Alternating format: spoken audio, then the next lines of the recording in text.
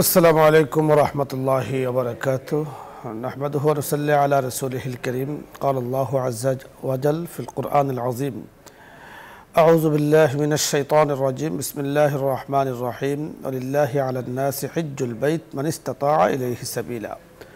সুপ্রিয় দর্শক মণ্ডলী, মহান আল্লাহ তাআলার দরবারে লাখো কোটি শুকরিয়া আদায় করছি।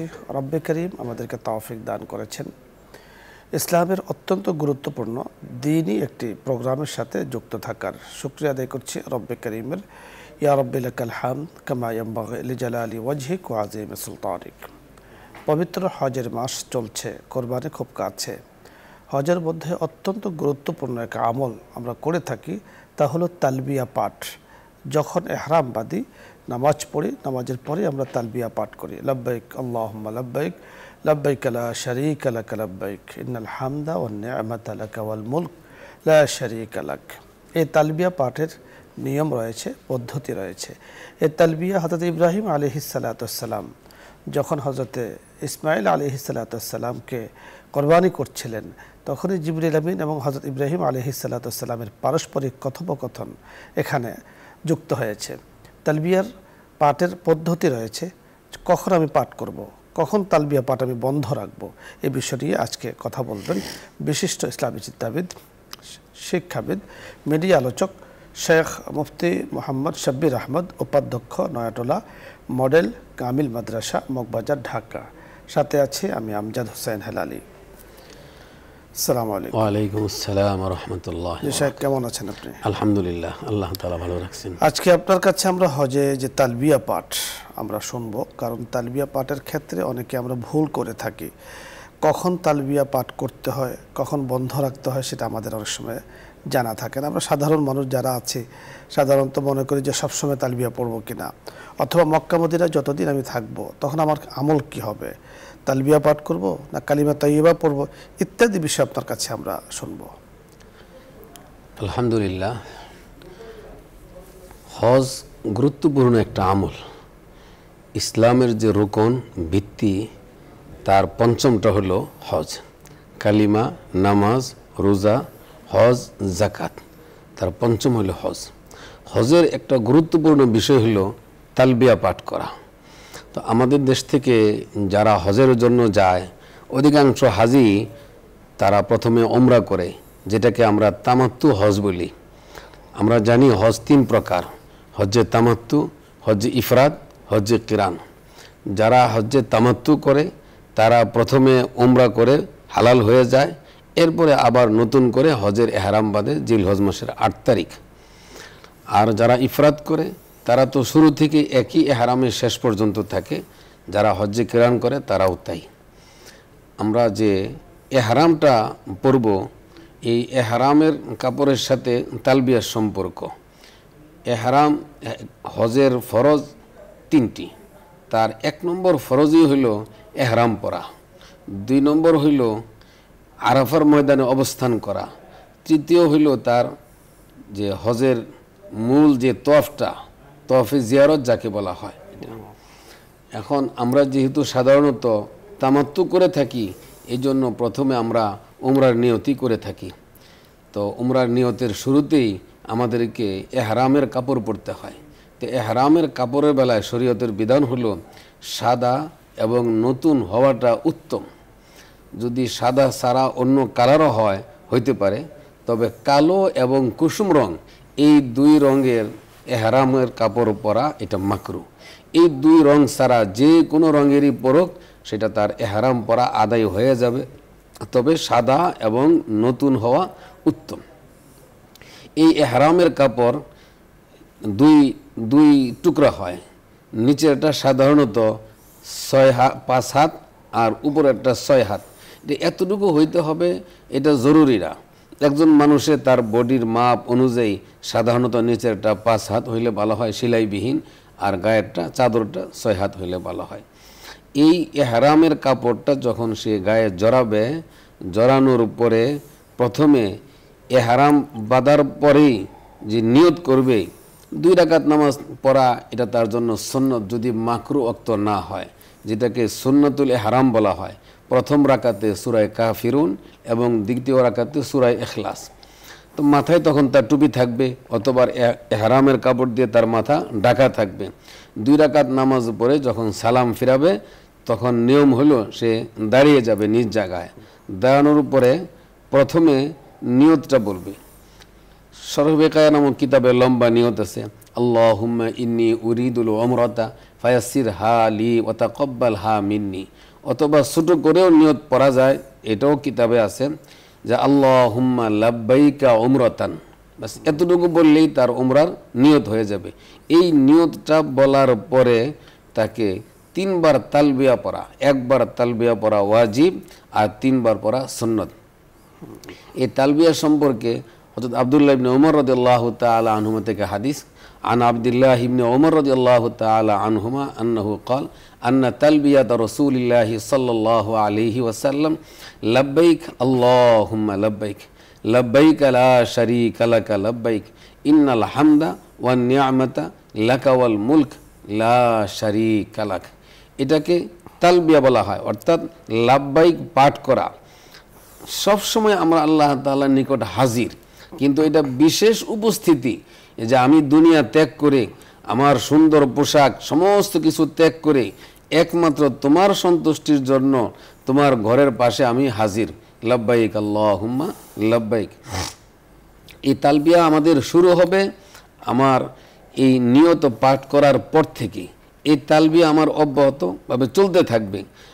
আমি গাড়িতে ওঠার সময় তালবিয়া, নামার সময় তালবিয়া, ওই আল্লাহু আকবার সুবহানাল্লাহ এগুলো বলার পর নিজ নিজ যেখানে যে দোয়াটা আছে মাসনুন দোয়া, এই দোয়া পড়ার আগে পরে সব সময় আমার মুখ থেকে তালবিয়া চলতে থাকবে। একজন হাজির জন্য তালবিয়া থেকে নফল উত্তম কোনো আমল হইতে পারে না। ফরজ আমলের পরে যত নফল আমল আছে সব থেকে গুরুত্বপূর্ণ নফল আমল হইল হাজি সাহেবদের জন্য এই তালবিয়া পাঠ করা। এই তালবিয়া চলতে থাকবে। প্লেনে যখন থাকবে তখনও তালবিয়া পড়বে, প্লেন থেকে নামবে, বাসে উঠে সে মক্কায় যাবে, তালবিয়া চলবে। এই তালবিয়াটা উমরার তালবিয়া বন্ধ হবে যখন হাজি সাহেব তওয়াফ শুরু করবে। হাজি সাহেব যখন তওয়াফ শুরু করবে, যখন এই মাতাফে যাবে, মাতাফে যাওয়ার আগে ওখানে অনেক বিষয় আছে যে ইহরামের কাপড় এত সময় তো আমার কাঁধ ঢাকা ছিল, এখন ডান কাঁধের নিচ দিয়ে এটা বাম কাঁধের উপর যাবে, যেটাকে ইস্তেবা বলা হয়। এরপরে সেখানে সবুজ যে রেখা আছে হজরে আসওয়াদ বরাবর যেখান থেকে শুরু করতে হয়, সেখানে গিয়ে আল্লাহুম্মা ইন্নী উরিদু তাওয়াফা বাইতিকাল হারাম ফায়াসসিরহু লি ওয়া তাকাব্বালহু মিন্নি। এইভাবে জায়গা গিয়ে তার নিয়ত পড়বে, বিসমিল্লাহি আল্লাহু আকবার ওয়ালিল্লাহিল হামদ। হজরে আসওয়াদের দিকে তাকিয়ে ওই দিকে তার সিনা বরাবর এবং চেহারা রেখে এটা পড়বে, বিসমিল্লাহি আল্লাহু আকবার ওয়ালিল্লাহিল হামদ। এটা পড়ে আস্তে করে তার মুখে চুমু খাবে। এখন সে তওয়াফ শুরু করবে। এই তওয়াফ শুরু করার আগ পর্যন্ত, নিয়তের পূর্ব পর্যন্ত তালবিয়া। যখন তওয়াফ শুরু হয়ে যাবে এরপরে আর তালবিয়া পড়ার বিধান নাই, নিয়ম নাই। তখন তওয়াফের যে দোয়াগুলো আছে, তওয়াফের জন্য নির্দিষ্ট কোনো দোয়া নাই, যে কোনো দোয়া পড়তে পারে। আমরা খুব সংক্ষেপে আপনাকে জানবো, তালবিয়াত তওয়াফ যখন শুরু করবেন তখন তিনি বন্ধ রাখবেন, 7 চক্কর দেবেন, এরপরে 2 রাকাত নামাজ পড়বেন, এরপরে সাই করবেন, এরপরে উনি মাথা মুন্ডাবেন, হলক হবেন, এরপরে উনি হালাল হয়ে যাবেন, ইহরাম খুলে ফেলবেন।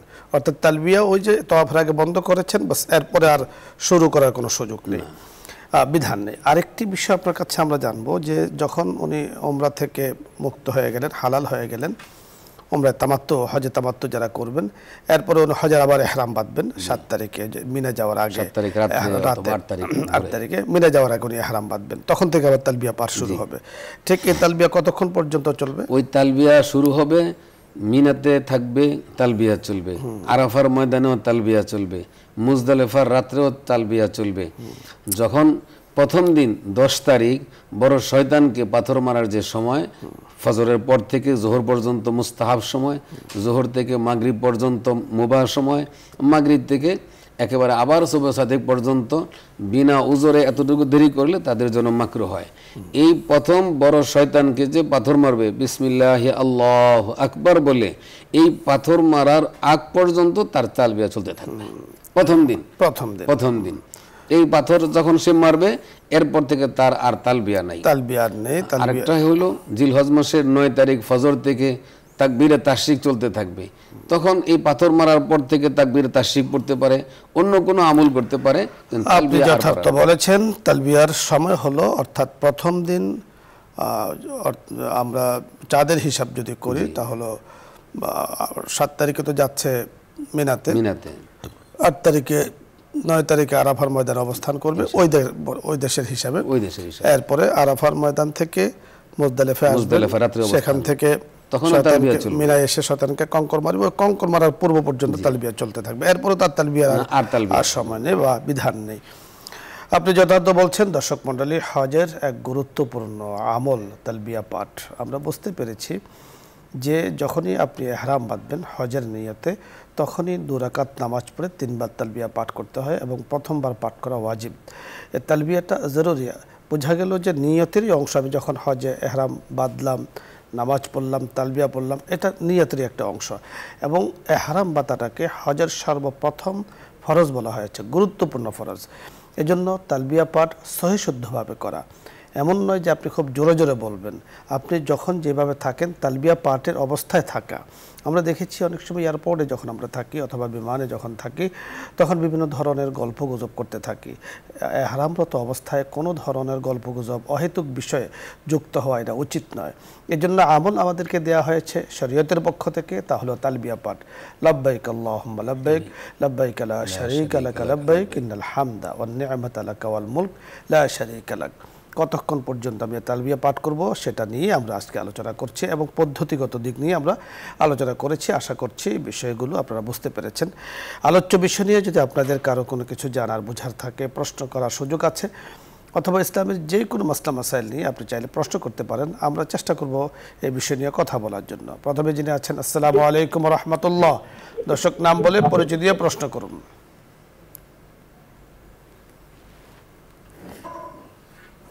আসসালামু আলাইকুম ওয়া রাহমাতুল্লাহ।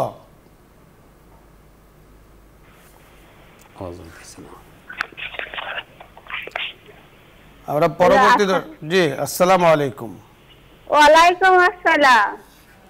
হুজুর জি আপু, আমার তিনটা প্রশ্ন ছিল। জি প্রশ্ন বলুন। হুজুর, ওই ওযু করলে অতিরিক্ত পাদ হয়, মানে ওযু করলে পাদ হয় আর কথা মনে হয় আর গাল মতো আসে মুখে, কি করা যায়? দ্বিতীয় প্রশ্ন বলুন। মানে অতিরিক্ত পাদ হয়। বুঝতে পেরেছি, দ্বিতীয় প্রশ্ন বলুন।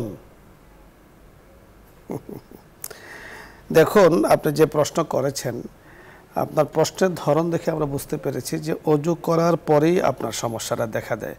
বিষয়টা আসলে এমন নয়, আপনি অজুর সাথে যুক্ত করে ফেলেছেন। সম্ভবত এই ধরনের কোনো রোগ থাকতে পারে, আর রোগ মানুষের হওয়াটা এটা স্বাভাবিক। যে কোনো ধরনের রোগ হতে পারে, আপনার প্রয়োজন চিকিৎসা করানো।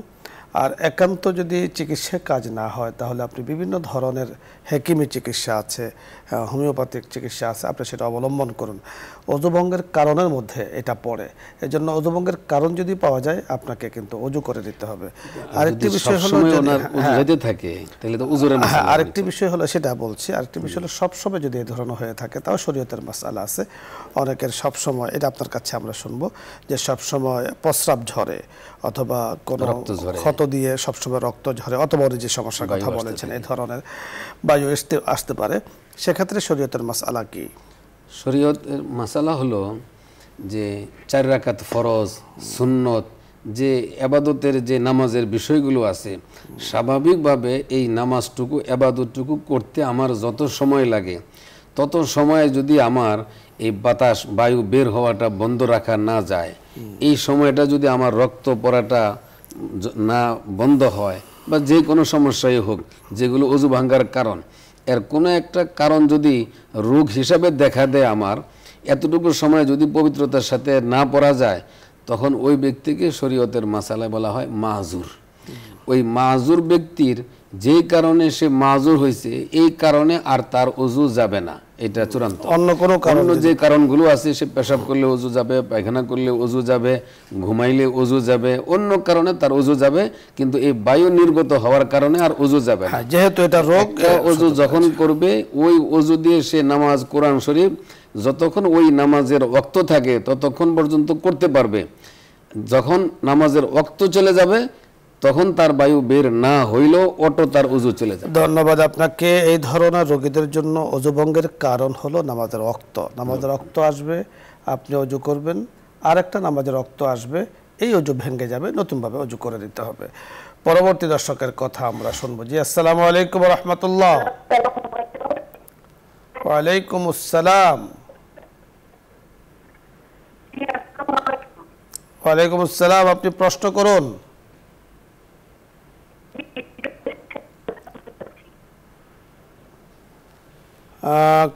কানেকশনে কোনো সমস্যা থাকতে পারে। পরবর্তী দর্শকের কথা। ওয়া আলাইকুম আসসালাম ওয়া রাহমাতুল্লাহ। হ্যালো, আসসালামু আলাইকুম। শোনা যাচ্ছে আপনার কথা, আপনি কথা বলুন। কেমন আছেন হুজুর? জি আলহামদুলিল্লাহ, আল্লাহ তাআলা ভালো রেখেছেন।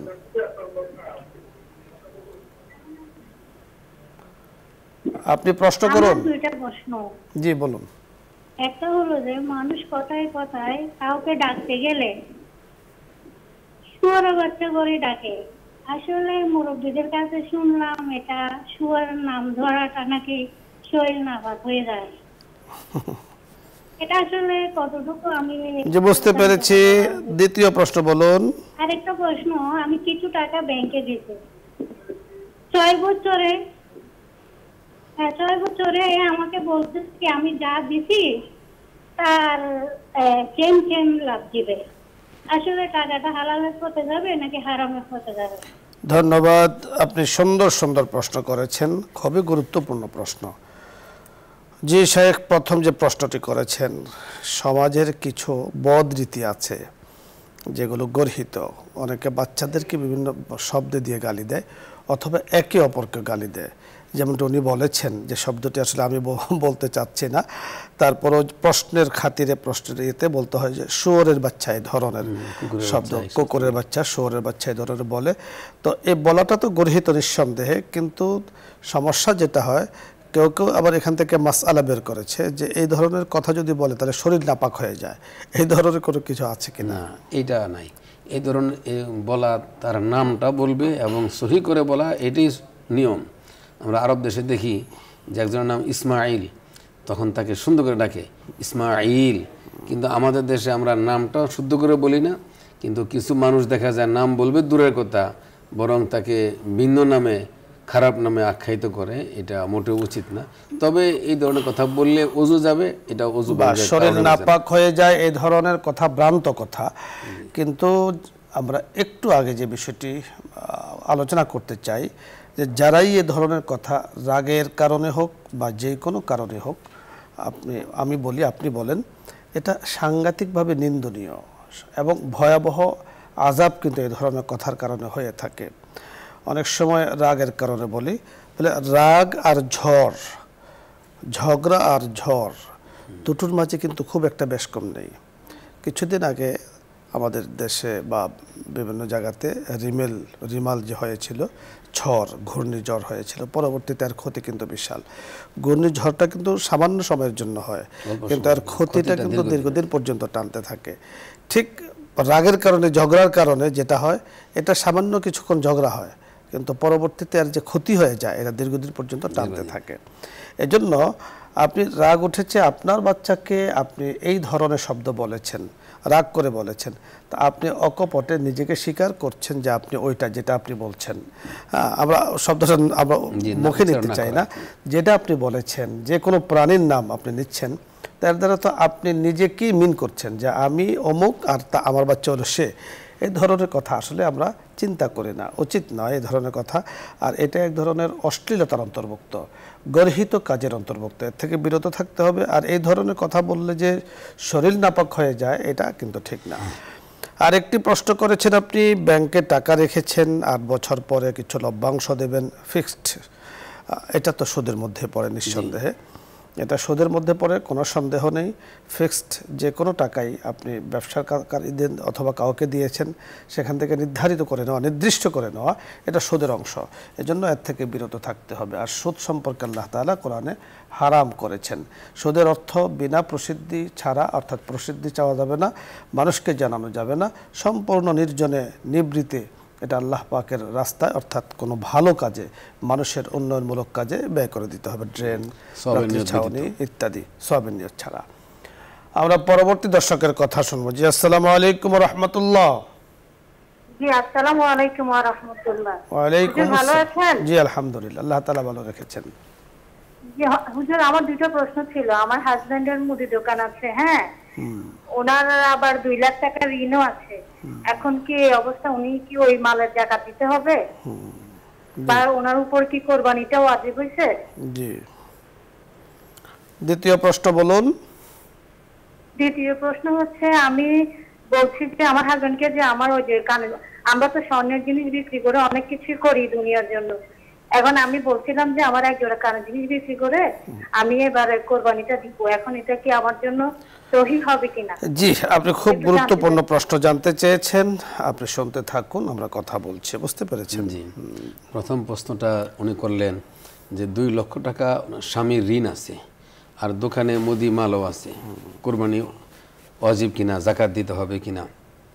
যদি ঋণ 2 লক্ষ টাকা থাকে আর দোকানে মাল 5-10 লাখ টাকার থাকে, তাহলে তো অবশ্যই এই 2 লক্ষ টাকার অতিরিক্ত যতটুকু হবে ওই টাকাটা যদি জাকাত বা নেশাব পরিমাণ হয়ে যায়, তাহলে তো জাকাতও দিতে হবে, কোরবানিও করতে হবে। কিন্তু এমন যদি হয় যে 2 লক্ষ টাকা ঋণ আছে আর দোকানে মাল আছে 2.5 লক্ষ টাকার, এখন শুধু 50,000 টাকা অতিরিক্ত হয়, তাহলে তার কোরবানি, তার জাকাত এটা লাগবে না। এক্ষেত্রে আপনার সাথে আমি একটু যোগ করতে চাই যে ঋণ 2 ধরনের। এক ধরনের ঋণ হলো ফিক্সড কিস্তি, যাকে বলা হয় যে আপনি কোরবানির দিন অথবা এই মাসে আপনাকে এই পরিমাণ 2 লক্ষ টাকা আপনাকে দিতে হবে। তো সেক্ষেত্রে আপনার কাছে ক্যাশ কোনো টাকা নেই, আপনার দোকানে যে মাল আছে এই মালটা আপনি যেমনটি বলেছেন 2.5 লাখ বা 3 লাখ টাকার হতে পারে। তো এই কিস্তির টাকা সংগ্রহ করে তো আপনার জন্য কঠিন, আপনি এখনই তাকে টাকাটা দিতে হবে। সেক্ষেত্রে কোরবানি আপনার জন্য যদি আপনার কাছে ক্যাশ কিছু টাকা না থাকে, অর্থাৎ নেশাব পরিমাণ, রূপার নেশাব যদি ধরে, তাহলে 85,000 টাকা, এই পরিমাণ অর্থ যদি আপনার কাছে না থাকে, তাহলে আপনার উপরে কোরবানি ওয়াজিব না। কিন্তু ঋণটা যদি আপনার উপরে দীর্ঘমেয়াদী হয়, যে আপনি আস্তে আস্তে দিচ্ছেন, বছর আনতে আপনি দিচ্ছেন অথবা পরিশোধ করছেন আস্তে আস্তে, সেক্ষেত্রে আপনার মুদি দোকানে কিন্তু অর্থ দৈনন্দিনই সেখান থেকে কিছু কিছু আসছে এবং সেটা বাড়তেছে, আপনি ব্যবসা করে যাচ্ছেন। এবং ক্যাশ টাকা না থাকলেও ক্যাশ টাকা আসার মতো উপাদান আপনার কাছে আছে। এক্ষেত্রে মুফতি কেরাম বলেছেন যে আকরাব ইলা সিহা, অর্থাৎ আকরাব ইলাল সিহার, সতর্কতামূলক এবং বিশুদ্ধতামূলক তাকে কোরবানি দিয়ে দেওয়াটাই উত্তম, ভালো। এই জন্য কোরবানি যেহেতু এক ইবাদা, সে ইবাদা করতে হয়। এবং আপনি আরেকটি প্রশ্ন করেছেন উনি, যে স্বর্ণ বিক্রি করে আমরা অনেক কাজ করে থাকি, এই জন্য উনি বলেছেন যে আমার স্বর্ণ বিক্রি করে আমি এবার কোরবানি দিতে চাই, তাহলে আমার জন্য সুযোগ আছে কিনা? একটা হলো ওয়াজিব, যদি ওই পরিমাণ ক্যাশ না থাকে ওয়াজিব না। কিন্তু কেউ যদি কানের জিনিস, গলার জিনিস, কোনো একটা কিছু বিক্রি করে কোরবানি করতে চান, তাহলে এটা তার জন্য নফল হবে, যদি অন্য কোনো টাকা পয়সা তার না থাকে। হ্যাঁ, না, ওই তো একই মাসআলা, যে আপনার কাছে এখন ক্যাশ টাকা নেই, ক্যাশ টাকা আসার ব্যবস্থা আছে, সেক্ষেত্রে তো আপনার উপরে কোরবানি ওয়াজিব। যখন ওয়াজিব হয়ে যাবে, তখন আপনি তাৎক্ষণিক আপনার কাছে টাকা নেই, আপনি স্বর্ণ বিক্রি করে, কানের দুল বিক্রি করে কোরবানি দেবেন, পরবর্তীতে আবার সেটা ব্যবস্থা হয়ে যাবে, যেহেতু ব্যবস্থা আছে, আপনি দৈনন্দিন ব্যবসা বাণিজ্য করে যাচ্ছেন। তবে এক্ষেত্রে আমরা পরামর্শ দেব, আপনার স্বামী যদি আমাদের অনুষ্ঠানটা দেখেন অথবা আপনিও আবেগের কারণে অথবা শরীয়তের মূল বিধান, গুরুত্বপূর্ণ একটা বিধান কোরবানি, সেটা দিতে হবে, এজন্য আপনি এই কথাটি বলেছেন। আপনার স্বামীকে আমরা বলবো যে স্বর্ণ বিক্রি করে আজকে কোরবানি দিয়েছেন, যখনই আপনার হাতে টাকা হবে তো আপনার স্ত্রীর আপনি স্বর্ণটা পূরণ করে দেবেন। যেহেতু উনি আপনার এখন এই প্রয়োজনটা পূরণ করে দিয়েছেন, আপনার উচিত একটু বাড়িয়ে ওনাকে, এখন যদি 1 ভরি আপনি বিক্রি করেন, তখন আপনি 2 ভরি দেওয়া উচিত। হ্যাঁ, কারণ হলো মা বোনদের কাছে এটা থাকলে তাদের কাছে একটু ভালো লাগে। এটা যেহেতু শরীয়ত তাদেরকে সুযোগ দিয়েছে, তাদের সৌন্দর্যতা বর্ধনের জন্য সুযোগ দিয়েছে। এটাকে অহেতুক কিছু কিছু বেটা আছে দুনিয়াতে কোনো কিছু হইলে আসে স্ত্রী স্বর্ণ বিক্রি করে দেয়, এটা বিক্রি করে সে অনেক সময় সে ওই যে বিভিন্ন ধরনের জুয়া ইত্যাদিতে লিপ্ত হয়, তো যখন হেরে যায় তখন আসে স্ত্রী স্বর্ণ বিক্রি করে। এই সব ক্ষেত্রে স্বর্ণের উপরে গিয়ে আসে, দেখেন যে এখানে তো আছে। আসলে এটা উচিত নয়, মেয়েদের কাছে থাকবে এটা, তাকে আপনি দিয়েছেন, মালিক বানিয়ে দিয়েছেন, তার অনুমতি ছাড়া তো এটা কোনোভাবেই তার থেকে নেওয়া ঠিক নয়। পরবর্তী দর্শকের কথা আমরা শুনবো। জি, আসসালামু আলাইকুম ওয়া রাহমাতুল্লাহ। ওয়ালাইকুম আসসালাম। আপনি প্রশ্ন করুন। আমি 3টে প্রশ্ন করব। টিভির ভলিউম একেবারে কমিয়ে নিন, এরপরে প্রশ্ন করুন।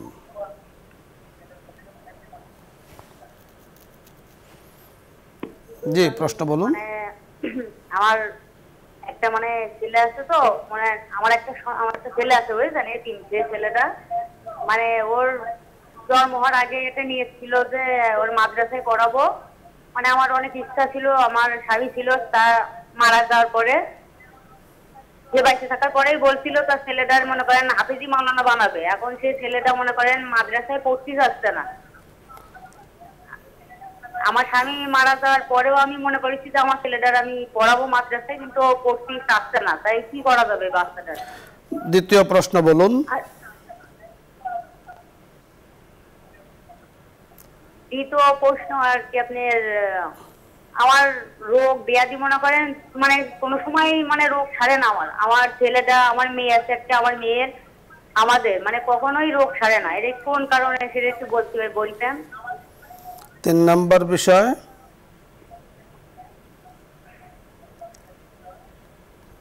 3 নম্বর বিষয় আমার স্বামী মারা যাওয়ার পরে আমার দেওরের সাথে আর কি বিয়ে দিয়ে দিয়েছিল আমার শাশুড়িরা, বুঝছেন? তারপরে একটা দুর্ঘটনায় আমার স্বামী আমার ডিভোর্স দিয়ে দিছিল।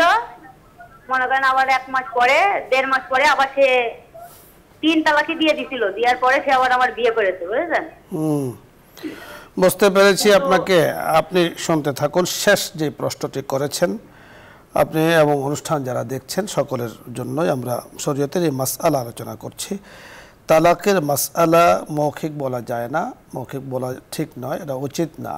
এজন্য আপনি এই বিষয়টি অবশ্যই ইস্তেফতা করাবেন। স্থানীয় যেখানে ফতোয়ার চর্চা হয় সেখান থেকে আপনি লিখিত সমাধান চাবেন, এবং তথ্য গোপন করা যাবে না। যা যা হয়েছে, যা যা করেছেন সব কাগজে লিখে ওখানে ওনারা দিলে ওনারা কিতাবপত্র দেখে উদ্ধৃতি সহ আপনাকে ফতোয়া মাসআলা দিয়ে দিবেন। দ্বিতীয় প্রশ্ন আপনি বলেছেন যে রোগ ব্যাধি ছাড়ে না, এটা কোনো গুনার কারণে হয় কিনা বা কি? এটা আল্লাহ পাক ভালো জানে। এখন অনেক সময় দেখা যায় পেরেশানি বেশি থাকলে তখন মানুষের রোগ ব্যাধি মানসিক কারণেই বারবার হইতে থাকে, অথবা শারীরিক কোনো সমস্যাও থাকতে পারে। ভালো ডাক্তার কবিরাজ এদেরকে দেখাইলে মনে হয় এটার জন্য ভালো হয়। হ্যাঁ, ভালো ডাক্তার কবিরাজ দেখান, নিয়মিত কোরআন কারীম তেলাওয়াত করুন। আরেকটি প্রশ্ন করেছেন, ছেলেকে মাদ্রাসায় দেবেন নিয়ত করেছেন কিন্তু সে সেখানে পড়তে চাচ্ছে না, কি করণীয়? এখন প্রথম বিষয় হলো মাদ্রাসায় পড়াবো নিয়তটা করলেই ছেলে হাফেজ হয় না, ছেলে আলেম হয় না। প্রথমত পরিবেশ লাগে। কুল্লু মাউলুদিন ইউলাদু আলাল ফিতরা ফাআবাওয়াহু ইউহাউবিদানিহি ওয়া ইউনাসসিরানিহি ওয়া ইউমাজ্জিসানিহি। অর্থাৎ পরিবেশ লাগে। প্রতিকূল পরিবেশে যদি আমি থাকি, আমার আত্মীয় স্বজন সবাই দুনিয়াবি লেখাপড়া করতেছে, তাদের পোশাক, তাদের খাবার দাবার, তাদের চলাফেরা ভিন্ন, এর মাঝে একজনকে আমি যদি চাই আলেম করতে, হাফেজ করতে, তাহলে এটা অনেক কঠিন হয়ে যায়। ছেলেকে যদি হাফেজ বানাইতে হয় তাহলে হয়তো হেফজখানায় দিয়ে দিতে হবে, সেখানে এসে থাকবে, অথবা তাকে ওইরকম একটা পরিবেশ করে দিতে হবে যেই পরিবেশের মাঝে সাধারণত ছেলে হাফেজ হয়, দিনদার হয়, আলেম হয়, ভালো হয়। সম্ভবত ওইরকম পরিবেশ আমরা গড়তে পারি নাই। কারণ যাই হোক, নিয়ত করেছেন, এখন আপনাদের কি করণীয়?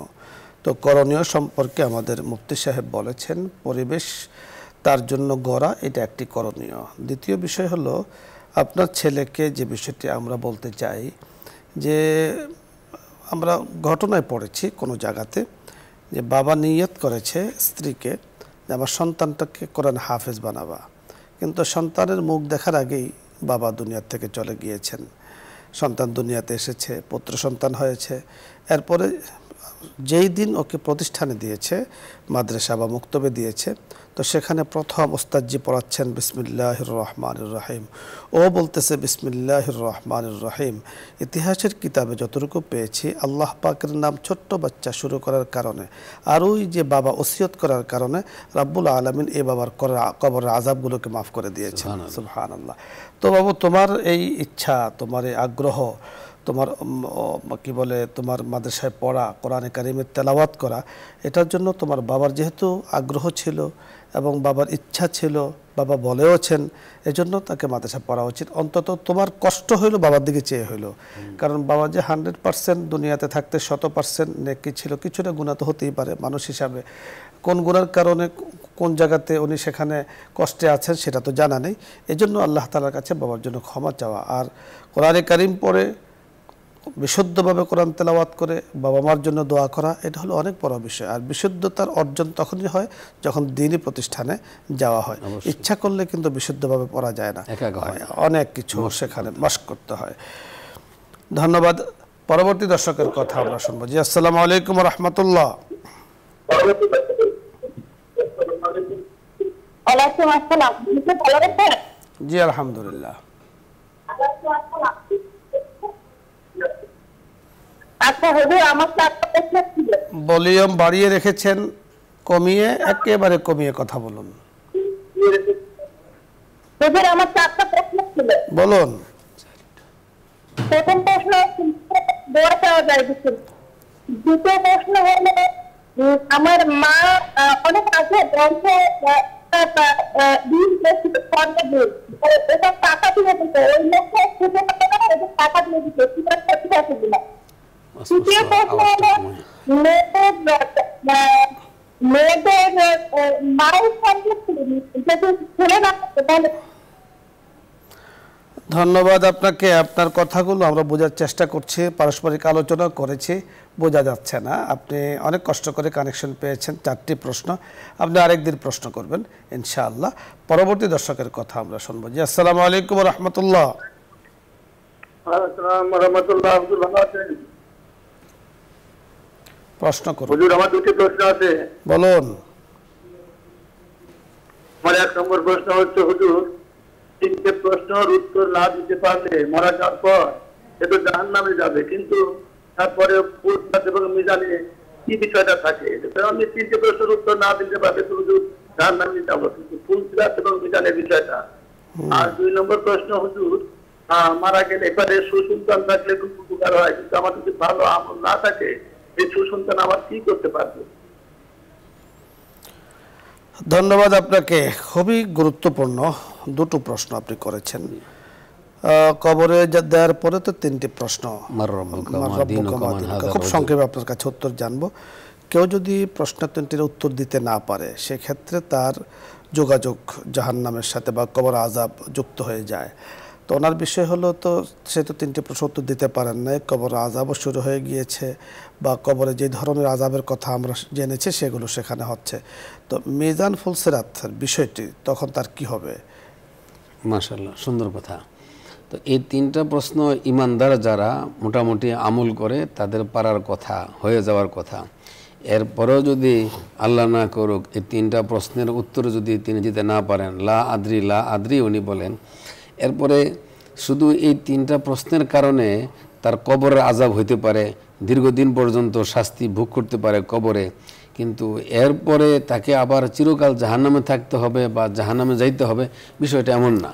না, এখানে দুটো বিষয়। 3টি প্রশ্নের যদি উত্তর তিনি দিতে পারেন তাহলে তো জান্নাতের সাথে কবরের যোগাযোগ হয়ে যাবে। আর যদি 3টি প্রশ্নের উত্তর দিতে না পারেন, একেবারে লা আদ্রি উনি যুক্ত করতে থাকেন, তার মানে বেঈমান হয়ে মারা গিয়েছে, কুফরি অবস্থায় মারা গিয়েছে, তার জাহান্নামের সাথে যোগাযোগ এবং হিসাব নিকাশও যখন শুরু হবে, যেহেতু বেঈমান হয়ে মারা গিয়েছে, কাফের অবস্থায় মারা গিয়েছে, কুফরি নিয়ে মারা গিয়েছে, জাহান্নামে। মিজান ফুলসিরাতে তার কিছু সেখানে মিজানেও, কারণ তার পাল্লা তো সেখানে হিসাব তো হবে যারা ইমানদার, ইমানদার। তো আর যেহেতু সে বেঈমান হয়ে মারা গিয়েছে, এই জন্য জাহান্নাম তার জন্য। কারণ জান্নাতে যাওয়ার জন্য ঈমান শর্ত। ঈমান নিয়ে সামান্যতম ঈমান যদি কারো থাকে আর ঈমান নিয়ে তিনি কবরে যান, তো 3টি প্রশ্ন আল্লাহ তাআলা তার জন্য সহজ করে দেন। যখন সহজ করে দিবেন, তো সহজ করে দিলে স্বাভাবিক কারণে দুনিয়াতে নেক আমলগুলো তার কিন্তু তার কাছাকাছি যখন চলে আসবে, তাকে সহযোগিতা সেখানে করবে।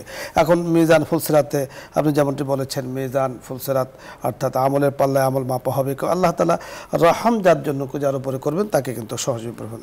আরেকটি প্রশ্ন তিনি করেছেন যে আমার যদি নেক আমল নেই, সুসন্তান আছে, তাহলে আবার কি আসে যায়? আমরা খুব সংক্ষেপে বলবো, সুসন্তান রেখে যাওয়া এটা নেক আমলের অন্তর্ভুক্ত। অবশ্যই মানুষ যখন মারা যায় সকল কিছু বন্ধ হয়ে যায়, সুসন্তানের দোয়া কিন্তু তার জন্য চলতে থাকে। তো এই জন্য সুসন্তান আল্লাহ তাআলা তো শিখিয়ে দিয়েছেন, সুসন্তান রেখে যাও এবং সন্তানের পিতামাতার জন্য কি দোয়া করবে সেটাও বলে দিয়েছেন, রাব্বির হামহুমা কামা রাব্বায়ানি সাগীরা। আল্লাহ তাআলার কাছে ভালো দোয়া করার জন্য, ক্ষমার দোয়ার জন্য। তো আল্লাহ তাআলার কাছে যিনি সুসন্তান রেখে গিয়েছেন তার জন্য আশা করা যে আল্লাহ তাআলা যেন তাকে মাফ করে দেন এবং ঈমানি হালাতে যেন আল্লাহ তাআলা মওতের ফয়সালা করেন। মুফতি সাহেব, আপনাকে ধন্যবাদ, সুন্দর আলোচনা করেছেন। দর্শক মণ্ডলী, আমরা অনুষ্ঠানের একেবারে শেষ পর্যায়ে চলে এসেছি। আল্লাহ রাব্বুল কারীমের কাছে আমরা দোয়া করছি, আল্লাহ তাআলা আমাদেরকে যে অনেকগুলো মাসআলা কিন্তু এখানে আলোচনা হয়, আমাদের এই অনুষ্ঠানে মাসলা মাসালের এবং নির্দিষ্ট বিষয় নিয়ে আমরা আলোচনা করে থাকি, পরে শেষে আল্লাহ তাআলার কাছে দোয়া করে থাকি। মাসআলাগুলোর ব্যাপারে যেই আবেদন আমাদের সকলের প্রতি, আমাদের নিজেদের উপরও, যে আমরা যেন বোঝার চেষ্টা করি এবং বুঝে আমল করার চেষ্টা করি। কারণ মাসলা আমি শুনলাম, জানলাম, আমল করলাম না, কোনো কাজ হলো না। শুনলাম, জানলাম, মানলাম, আমল করলাম, তাহলে সেটা আমার কিন্তু কাজে দেবে। ফল গাছ আমি লাগিয়েছি, পানি দিয়েছে, ফল গাছ উঠেছে, ফল ধরেছে, সকল কিছু ঠিক আছে, ঘরে এনেছি, আনার পরে আমি কেটেছি, মুখে দিলাম না, কোনো লাভ হবে না। যখন আমি খেলাম, পান করলাম, তখনই কিন্তু সেটা আমার কাজে দিবে। আমলটা এই ধরনের। আল্লাহ রাব্বুল কারীম আমাদেরকে বোঝার তৌফিক দান করুন। সকলে ভালো থাকুন, সুস্থ থাকুন, আগামী অনুষ্ঠানগুলোর সাথে থাকুন, এই আশাবাদ ব্যক্ত করে আজকের মতো বিদায় নিচ্ছি। আসসালামু আলাইকুম ওয়া রাহমাতুল্লাহি ওয়া বারাকাতুহু। এখন দোয়া হবে, দরুদ ইস্তিগফার পাঠ করি।